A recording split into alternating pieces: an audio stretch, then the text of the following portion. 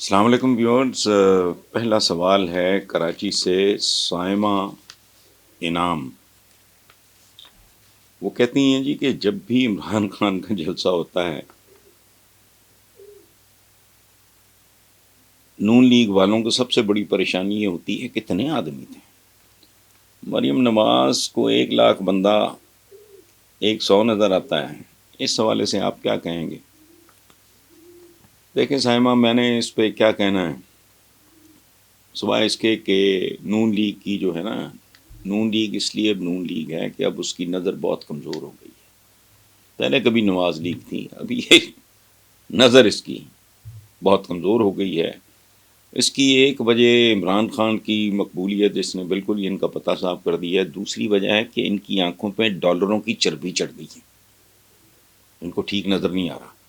اوپر سے عمران کی دہشت آ رہی ہے، اس لیے جوڑ توڑ اور سازشیں کر کے عوام سے ان کا بنیادی ترین حق چھین رہے ہیں، جس کا عوام ڈیفینیٹلی پوری طرح انتقام لیں گے۔ یہ ووٹ کو عزت دینے کی بات کر کے پریکٹیکلی جو ان کا اندر ہے وہ باہر آ گیا۔ ہر قیمت پہ الیکشن ٹالنا چاہ رہے ہیں، یہ التوا میں لے جانا چاہ رہے ہیں۔ حالانکہ ان کا سوا ستیہ ناس پہلے ہو چکا ہے، اس سے مزید ہوگا۔ اگر الیکشن جتنا آگے جائے گا یہ اتنے ہی پٹتے جائیں گے، کیونکہ یہاں کوئی ہن نہیں برسنا، اوپر سے ڈالروں کی برسات نہیں ہونی، یہ مزید ڈوبتے چلے جائیں گے۔ بہرحال انہیں عمران کا اگر 1,00,000 اور اپنا 100,00,000 نظر آتا ہے تو اچھی بات ہے، عوام ان سے مزید متنفر ہوں گے، مزید دور ہوں گے۔ اور وہ محاورہ تو آپ نے بھی سنا ہوگا کہ بکرے کی ماں کب تک خیر منائے گی، الیکشن کتنا ٹالو گے، آخر تو یہی ہوگا، اور اس کے بعد آپ نہیں ہوں گے۔ حکومت کے پاس سوائے بہانوں کے، ہیلوں کے،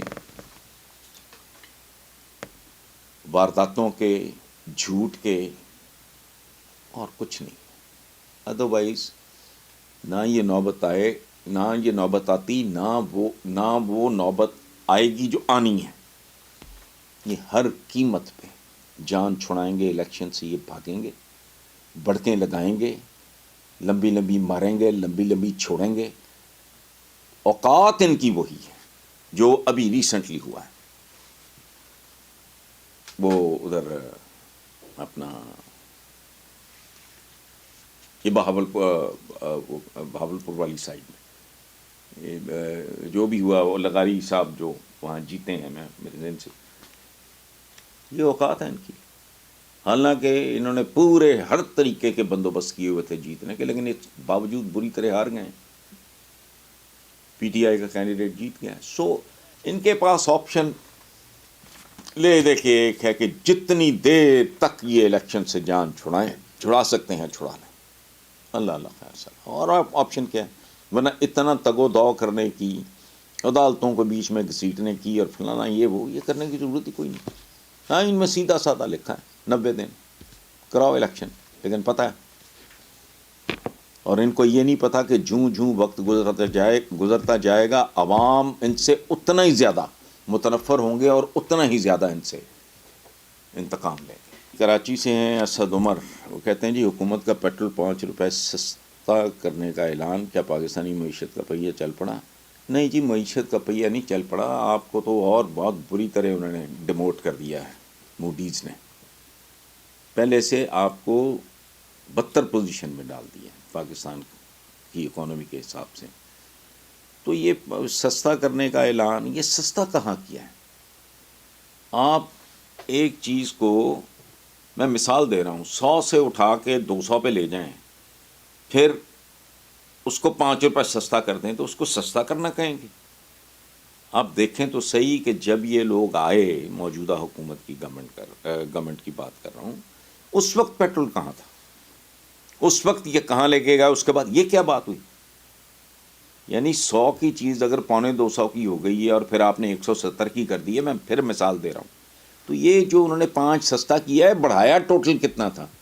اور پیٹرول کا تعلق یہ آئی ایم ایف کے معاہدات کے ساتھ ایز سچ نہیں ہے۔ اس کیس میں آئی ایم ایف کا تعلق ہے میکرو لیول کے ساتھ یہ باقی تو پیٹرول کی اگر مارکیٹ انٹرنیشنل مارکیٹ میں ان کی کنڈیشنز آپ نے پوری کرنی ہے، آپ وہ فلکچویٹ کرتی رہے گی قیمت. اگر انٹرنیشنل مارکیٹ میں وہ کم ہوتا ہے تو پروپورشنیٹلی آپ کو جہاں تک اجازت ہے آپ کم کر سکتے ہیں، اس میں آپ کا کوئی کمال نہیں.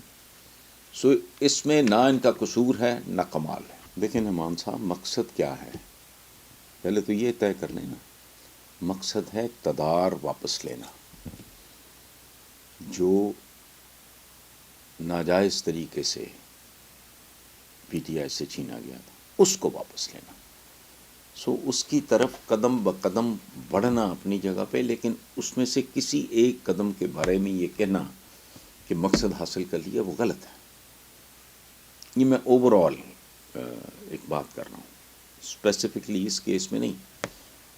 بتدریج جب آپ منزل بمنزل جاتے ہیں تو مقصد آپ کا تو بہت ابھی دور ہوتا ہے، لیکن اگر 100 میل کے بعد آپ کی منزل ہے اور آپ نے 10 کیے، پھر 10 کیے، پھر 10 کیے، پھر 10 کیے، تو یہ it is one of the steps, اس سے زیادہ نہیں. یہ بالکل یہ ایک احمقانہ سی بات ہے. اس پہ درجنوں بیسیوں کیسز ہیں. کیا اس کو لاڈلوں کی طرح ریلیف دیا ہے؟ لاڈلوں کو اس طرح حکومت سے نکالا جاتا ہے؟ یہ لاڈلا پن تھا کہ وہ جو اربوں خربوں کی منی لانڈرنگ میں ملوث تھے ان کو لا کے حکومت میں بٹھا دیا ہے، اور ان کے کیسز سارے تیزی سے بائنڈ اپ ہو رہے ہیں جس کا کوئی تک ہی نہیں بنتا. لاڈلے کون ہیں؟ لاڈلے تو وہ ہیں. تو عمران کا لاڈلا پن، لاڈلوں پہ حملے ہوتے ہیں،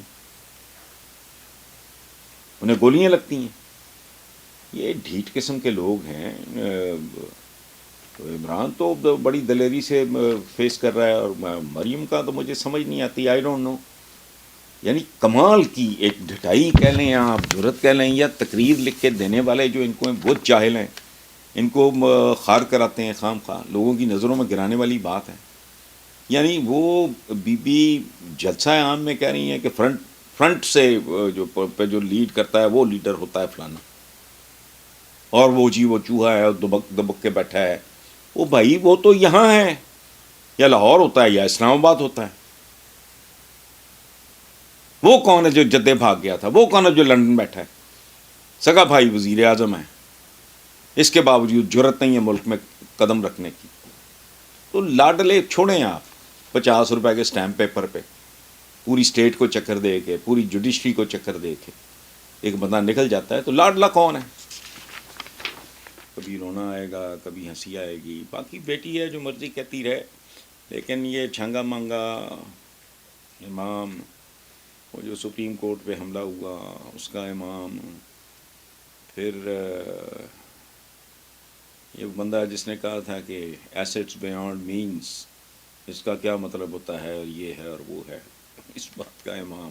کبھی جدے بھاگ گیا، کبھی وہ کدھر کیا کہتے اس کو لندن بھاگ گیا. مطلب یہ، لیکن بہرحال جیسا امام ہے ویسے ہی اس کے پیچھے اس کے کیا کہتے ہیں. بہرحال چھوڑیں، کبھی رونا آئے گا، کبھی ہنسی آئے گی. باقی بیٹی ہے جو مرضی کہتی رہے، لیکن یہ چھنگا منگا امام، وہ جو سپریم کورٹ پہ حملہ ہوا اس کا امام، پھر یہ بندہ جس نے کہا تھا کہ ایسٹس بیانڈ مینس، اس کا کیا مطلب ہوتا ہے، اور یہ ہے اور وہ ہے، اس بات کا امام. کبھی جدے بھاگ گیا، کبھی وہ کدھر کیا کہتے اس کو لندن بھاگ گیا. مطلب یہ، لیکن بہرحال جیسا امام ہے ویسے ہی اس کے پیچھے اس کے کیا کہتے ہیں. بہرحال چھوڑیں. راول پنڈی سے ہیں جی اظہر صدیق، وہ کہتے ہیں کیس کا فیصلہ حق میں آ جائے تو ٹھیک، خلاف آ جائے تو ادارہ تنقید کی زد میں آ جاتا ہے.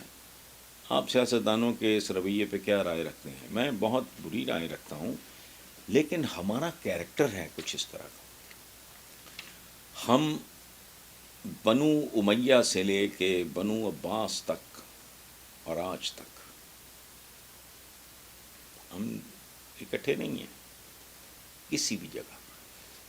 ہمارے نہ اذانوں کا وقت ایک ہے، نہ عیدین پہ چاند، اس پہ ہمارا اتفاق نہیں ہوتا، نماز کی ادائیگی پہ ہمارا اتفاق نہیں ہوتا، پتہ نہیں کس بات پہ اتفاق ہے. ہم تو ایک گلی میں ایک نہیں ہیں.